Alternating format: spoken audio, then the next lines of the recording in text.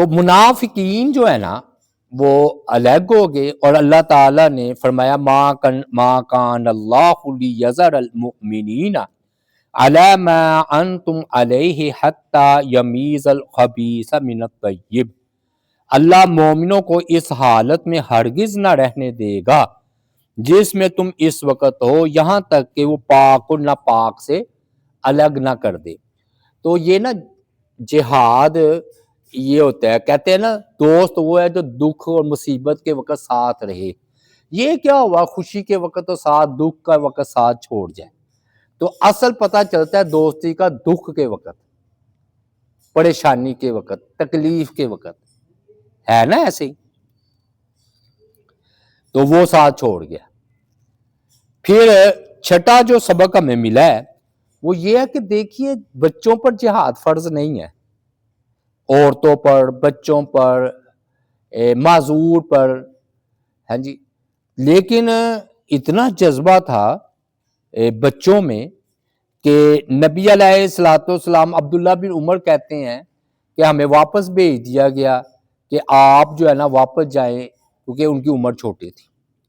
لیکن یہ اسلامی تربیت کا اثر ہے کہ بچے بھی جہاد میں جو ہے نا وہ شریک ہونا چاہ رہے تھے، اور وہ اس بات پر غم اور دکھ کر رہے ہیں کہ ہمیں واپس بھیج دیا گیا۔ اور آپ دیکھیں عمر بن جموع ہے نا رضی اللہ، جو کہ لنگڑے تھے، اور لنگڑا پن یہ شرعی عذر ہے کہ اگر کوئی بندہ جہاد نہ کرنا چاہے کیونکہ لنگڑا پن ہے تو نہ کرے، لیکن انہوں نے کہا اللہ کے رسول صلی اللہ علیہ وسلم مجھے اجازت دے، میں اسی لنگڑے پن سے جنت میں جانا چاہتا ہوں۔ ہاں جی، تو کتنا جذبہ ہے جی۔ تو مطلب یہ ہے کہ ایک رخصت ہوتی ہے، ایک عزیمت ہوتی ہے، انہوں نے رخصت کو چھوڑ کر عزیمت کو اپنایا۔ اتنا شوق جذبہ ہے کہ بچے تک اس میں شریک ہوئے۔ پھر یاد رکھیے یہ نا اصول ہے اسلام کا، ایک ہوتا ہے اجتماعی مفاد، ایک ہوتا ہے شخصی مفاد۔ ہمیشہ جو ہے نا اجتماعی مفاد کو شخصی مفاد پر ترجیح دی جاتی ہے، یعنی کہ ایک طرف ایک جماعت کا فائدہ ہو اور ایک طرف ایک بندے کا فائدہ ہو، تو ہوتا یہ ہے کہ اس بندے کے مفاد کا بھی خیال نہیں رکھا جاتا، بندے کو نہیں دیکھا جائے گا، بلکہ دیکھا جائے گا کہ جماعت کا کس میں فائدہ ہے، وہ کام کیا جائے گا۔ دیکھیے کیسے، اب نبی علیہ السلام جا رہے تھے تو آپ چاہتے تھے کہ بھی یہ اسلام کا حکم ہے کہ جہاد کے درمیان اگر باغ آ جائیں، کھیت آ جائیں تو کھیتوں کو برباد نہ کیا جائے، باغ کو اجاڑا نہ جائے، بچوں کو قتل نہ کیا جائے، عورتوں کو کچھ نہ کہا جائے، بوڑھوں کو بھی کچھ نہ کہا جائے۔ لیکن اگر اجتماعی مفاد ہو تو پھر اگر کسی بندے کا مفاد متاثر ہوتا ہے، فائدہ متاثر ہوتا ہے، تو پھر ہم کیا کریں گے، اس بندے کے مفاد کو ہم نہیں دیکھیں گے، بلکہ ہم یہ دیکھیں گے کہ بھئی اس میں جو ہے نا جماعت کی سطح پر فائدہ ہے۔ مثلا راستے میں نا کھیت آئے تھے اور یہ ایک بندہ تھا بڑا منافق آدمی، یہ نا اپنے مٹی اڑا رہا تھا، تو توبہ نعوذ باللہ، حالانکہ آندھا تھا، اور کہہ رہا تھا کہ اگر مجھے پتا ہو کہ یہ نبی علیہ السلام ہے تو میں ان پر مٹی پھینکوں گا۔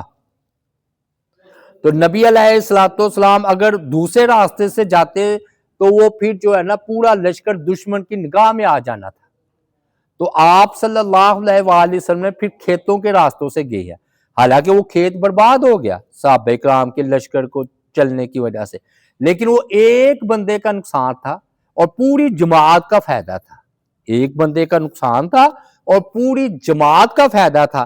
تو شخصی مفاد پر اجتماعی مفاد کو آپ نے ترجیح دی ہے۔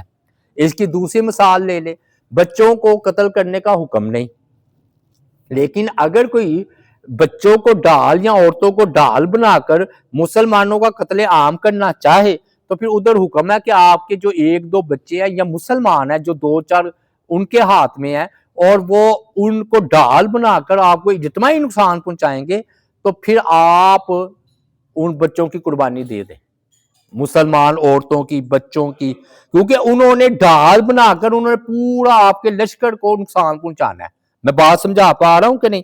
مثلا کافر ہے، انہوں نے آپ کے 4 یا 5 بچوں عورتوں کو ڈھال بنا لیا ہے، خبردار اگر کچھ کیا تو یہ مارے جائیں گے، آپ کہیں گے اس کو نہیں مارنا، وہ آگے بڑھ کر نقصان پہنچانا چاہتے ہیں، اگر ان کو موقع ملا تو وہ پوری جماعت میں حملہ ہوں گے نا، حملہ۔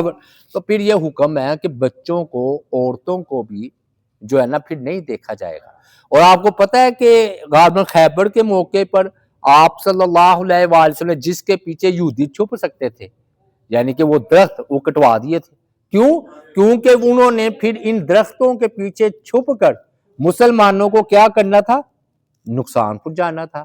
تو نبی علیہ السلام نے جب یہ دیکھا کہ یہ ان کی پناہ گاہ بن سکتے ہیں یہ درخت، تو کٹوا دیے۔ پھر اسی طرح اگر کوئی بوڑھا ہے اس کو قتل کرنے کا حکم نہیں ہے، لیکن وہ اپنے بیٹھے بیٹھے چالے بتا رہا ہے، بیٹھے بیٹھے کہہ رہے ایسے لڑو، تجربہ کار ہے، فنکار ہے، اور ایسی ایسی تدبیریں بتا رہے جس سے مسلمانوں کو نقصان ہو، تو پھر بڈھے بندے کو پہلے قتل کرو، اس بڈھے بندے کو پہلے اڑا دو۔ کیوں اڑا دو؟ اس لیے کہ وہ نقصان کر رہا ہے مسلمانوں کا۔ تو اس لیے یہ اس سے کیا مسئلہ ثابت ہوا کہ اگر مناسب سمجھے تو جب اجتماعی مفاد ہو، آپ یہ دیکھ لیں، یہ ہمارے ہاں یہ میٹرو بنی، میٹرو بس یا اورنج ٹرین، راستے میں کئیوں کی دکانیں آئی ہیں اور کئیوں کی دکانیں متاثر بھی ہوئی ہیں، لیکن اجتماعی مفاد کس میں تھا کہ اورنج ٹرین بنے، لیکن نقصان بھی تھا نا کہ کئیوں کا روزگار گیا۔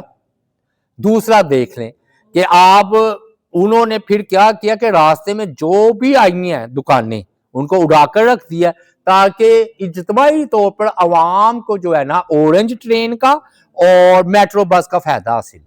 کتنی ہوئی نا کاروبار متاثر۔ دوسری دلیل لے لیں، یہ تجاوزات یا راستے میں ریڑیاں لگا کر بیٹھ جاتے ہیں، حالانکہ وہ رات چلنے میں مسافروں کو بڑی رکاوٹ ہوتی ہے، تو ان کو پھر ختم کیا جاتا ہے کیونکہ یہ اجتماعی مفاد ہے۔ اجتماعی مفاد کی خاطر پھر ان کو، حالانکہ ان کے کاروبار کا نقصان ہے کہ نہیں نقصان؟ جب آپ ریڑیاں جو ختم کروائیں گے غریب آدمی کی تو وہ نقصان ہوگا، لیکن اس کے لیے اجتماعی بہت بڑا نقصان تھا نا کہ لوگوں کو چلنے پھرنے کے، راہ چلنے کی مشکل ہو رہی تھی، تو پھر اجتماعی مفاد کے لیے اس نقصان کو برداشت کیا جاتا ہے۔ حتیٰ کہ اگر سڑک بنتے ہوئے درمیان میں مسجد آ جائے اور آپ کو پتہ ہے کہ مسجد کو ہٹا کر دوسری جانب بھی کی جا سکتی ہے تو سڑک بنائی جائے گی۔ تو اس شخصی مفاد یا چھوٹے فائدے کو آپ جو ہے وہ نہیں دیکھیں گے، بلکہ اجتماعی مفاد کو جو ہے وہ آپ ترجیح جو ہے وہ دیں گے۔ ہاں، یہاں پر میں ایک نقطے کی بات کرتا چلا جاؤں۔ ابن حجر اسقلانی رحمۃ اللہ علیہ نے فرمایا کہ قانون اصول تو یہی ہے کہ اجتماعی مفاد شخصی مفاد پر ترجیح دی جائے گی، بات ایسے ہی ہے۔ لیکن آپ کو پتہ ہے جب حضرت عائشہ صدیقہ کا ہار گم ہو گیا تھا تو پھر حالانکہ وہ ہار تو چھوٹا تھا تو آپ نے سارے لشکر کو روک لیا، تو ادھر ابن حجر اسقلانی رحمۃ اللہ علیہ نے ایک عجیب نقطہ یہ بیان کیا کہ اس موقع پر آپ نے شخصی مفاد کو ترجیح دے دی ہے اجتماعی مفاد پر۔ تو اللہ کی حکمتیں ہیں جی، وہ تیمم کی آیات نازل ہونی تھی، اس میں بھی اگر دیکھا جائے تو وہ اجتماعی فائدہ ہی تھا، کیونکہ ہار گم ہونا تھا، سبب بننا تھا، بعد میں تیمم کی آیات نازل ہونی تھی۔ میں بات سمجھا پا رہا ہوں کہ نہیں؟ تو ابن حجر اسقلانی کا اگر وہ زاویہ دیکھا جائے کہ حضرت عائشہ صدیقہ رضی اللہ تعالی عنہ کا ہار گم ہو گیا تو اس کو تلاش کرنے کے لیے اجتماعی طور پر سب صحابہ کو روک لیا، تو شخصی جو ہے نا فائدہ کو ترجیح دے دی۔ لیکن اگر بعد کا دیکھا جائے تو تیمم کی آیات نازل ہونی تھی، تو قیامت تک کے لیے تمام مسلمانوں کے لیے آسانی ہوگی۔ ہاں جی، پھر نا اطاعت امیر، یہ نا خاص طور پر جہاد میں امیر کی اطاعت ضروری ہوتی ہے. اب اور بالخصوص نبی علیہ الصلوۃ والسلام کی. اب آپ دیکھیے کہ نبی علیہ الصلوۃ والسلام نے تیر اندازوں کو یہ حکم دیا تھا کہ یہ 50 جو تیر انداز ہے نا، کچھ بھی ہو جائے اپنی جگہ کو نہیں چھوڑنا. کہا تھا کہ نہیں کہا تھا؟ دیکھیے آپ نے کتنی تاکید کے ساتھ کہا. آپ نے فرمایا عبداللہ بن جبیر یہ 50 صحابہ ہیں، یہ جگہ نہیں چھوڑنی. اگر تم دیکھو فتح حاصل ہو گئی ہے، جگہ نہیں چھوڑنی. اگر تم دیکھو ہمیں شکست ہو رہی ہے، جگہ نہیں چھوڑنی. اگر تم دیکھو کہ ہم مال غنیمت لوٹ رہے ہیں، جگہ نہیں چھوڑنی.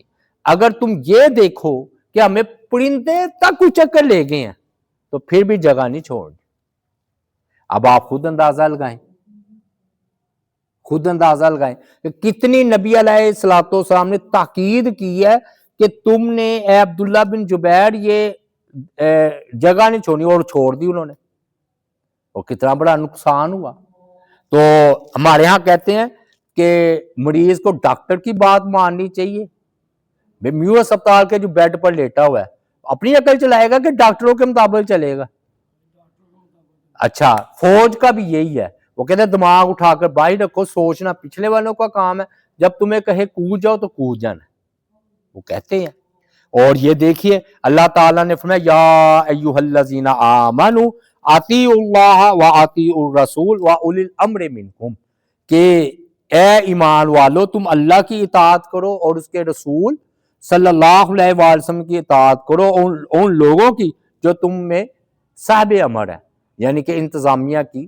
اپنا جدھر بھی کوئی ادارہ ہے اس کا جو امیر ہوتا ہے نا، اس کی اطاعت جو ہے نا وہ کرنی چاہیے. ہاں یہ 9ویں بات یہ ہے کہ اطاعت امیر اس شرط کے ساتھ ہے کہ گناہ والی اطاعت نہیں، یعنی کہ نبی علیہ الصلوۃ والسلام یا اللہ اور اس کے رسول کے حکم کے خلاف نہ ہو. جیسے یہ رسول اللہ صلی اللہ علیہ وآلہ وسلم نے فرمایا جس نے میری اطاعت کی گویا اس نے اللہ تعالیٰ کی اطاعت کی، اور جس نے میری نافرمانی کی اس نے گویا اللہ تعالیٰ کی نافرمانی کی. اسی طرح جس نے امیر کی اطاعت کی اس نے میری اطاعت کی، اور امیر کی نافرمانی کرے گا وہ گویا میری نافرمانی جو ہے وہ کرے گا. تو عبداللہ بن جبیر رضی اللہ تعالی عنہ کو یہ جو ہے نا وہ سخت نقصان اٹھانا پڑا ہے نا. انہوں نے نبی علیہ الصلوۃ والسلام کی اطاعت نہیں کی، امیر کا کہنا نہیں مانا. عبداللہ بن جبیر نہیں، دوسرے ساتھی، یعنی کہ جو چال باقی وہ تو بےچارے شہید ہو گئے. 10ویں بات یہ ہے کہ بھائی لالچ جو ہے نا بعض کا بندے کا بڑا نقصان کرتی ہے. ہرس اور لالچ یہ نا انسان کو بعض کا نا اپنے آندھا کر دیتی ہے، بہرا کر دیتی ہے. کیسے؟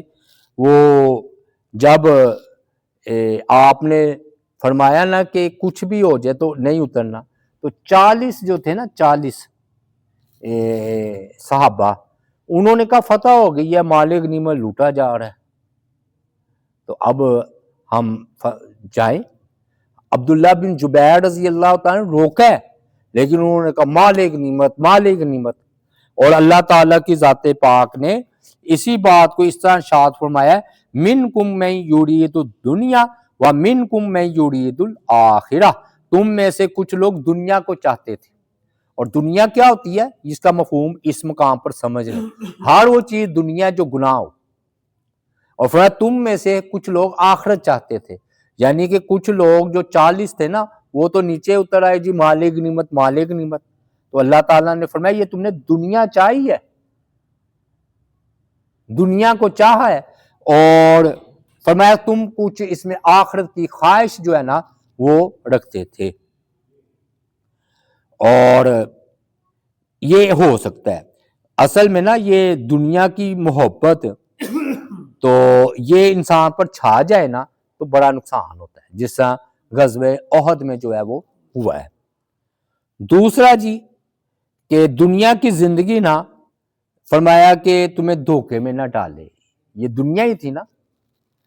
نبی علیہ الصلوۃ والسلام کی وہ بڑی مشہور حدیث ہے صحیح مسلم میں 2296 اس کا نمبر ہے کہ مجھے تمہارے بارے میں یہ خوف نہیں کہ تم میرے بعد شرک میں مبتلا ہو جاؤ گے، میں اجتماعی طور پر، یہ اجتماعی طور پر کہ سارے کے سارے مشرک ہو جاؤ گے، ہاں مجھے یہ ڈر ہے کہ تم دنیا کی طلب میں مبتلا ہو جاؤ گے اور اس کے بعد ایک دوسرے سے لڑو گے، کیونکہ یہاں دنیا آگے تو پھر لڑو گے، اور اسی طرح ہلاک ہو جاؤ گے جس طرح تم سے پہلے لوگ ہلاک ہو گئے ہیں۔ تو کہاں سے سبق ملا دنیا کا اور اس کی عرض کا؟ کہ وہ جو 40 صحابہ تھے نا، چاہے اللہ تعالیٰ نے ان کو بعد میں معاف کر دیا، شہادت کا رتبہ دیا، لیکن وہ نیچے اترے اور دنیا تھی اس کو طلب کیا انہوں نے، کیونکہ میں نے بتایا دنیا کس کو کہتے ہیں؟ گناہ والی، یعنی کہ جو بھی چیز گناہ والی ہو وہ دنیا ہے۔ تو وہ نبی علیہ الصلوۃ والسلام نے کیا کہا تھا؟ نیچے نہیں اترنا، تو وہ اتر گئے، تو یہ دنیا ہے۔ جو ادھر ٹھہرے رہے وہ آخرت ہے۔ اس سے نا حجیت حدیث کا بھی سبق ملتا ہے۔ حجیت حدیث کا مطلب یہ ہے کہ اس بات کی دلیل اور گواہی کہ نبی علیہ الصلوۃ والسلام کی بات بھی قابل اطاعت اور قابل عمل ہے۔ کیوں؟ دیکھیے نبی قرآن مجید نے نہیں کہا تھا کہ درہ نہیں چھوڑنا، جگہ نہیں چھوڑنا، نبی علیہ الصلوۃ والسلام نے کہا تھا، تو اس کا مطلب ہے نبی علیہ الصلوۃ والسلام کی بات بھی حجت اور دلیل ہوتی ہے۔ اور محمد اسماعیل سلفی، مولانا اسماعیل سلفی رحمۃ اللہ علیہ ہوئے ہیں، ان کی ایک بات مجھے بڑی پیاری لگی۔ انہوں نے حجیت حدیث ایک کتاب لکھی اور اس میں نا ایک بڑا پیارا فقرہ دیا، بڑا زبردست۔ وہ کہتے ہیں فرعون کو نا حدیث کے انکار نے ہلاک کیا ہے۔ بھئی وہ کیسے؟ وہ کہتے ہیں وہ تورات تو موسیٰ علیہ السلام جب فرعون غرق ہوا پھر لینے گئے ہیں، اس سے پہلے تو ساری حدیث تھی۔ بڑا پیارا استدلال ہے اور بڑا باریک اور بڑا لطیف، یعنی کہ یہ استدلال ہے حجیت حدیث پر کہ موسیٰ فرعون کو حدیث کی مخالفت نے غرق کیا۔ سمجھ آگی نا بات؟ تو رات تو آپ نے جب فرعون غرق ہوا اس کے بعد لینے کو ہے تو پڑ گئے۔ تو یہ بھائیو ابھی ہم نے الحمدللہ 12 یا 13 اس کے اسباق بیان کیے ہیں، کل بھی انشاءاللہ ہم بیان کریں گے۔ اللہ تعالیٰ سے دعا ہے اللہ تعالیٰ عمل کی توفیق عطا فرمائے۔ وما علینا الا البلاغ المبین۔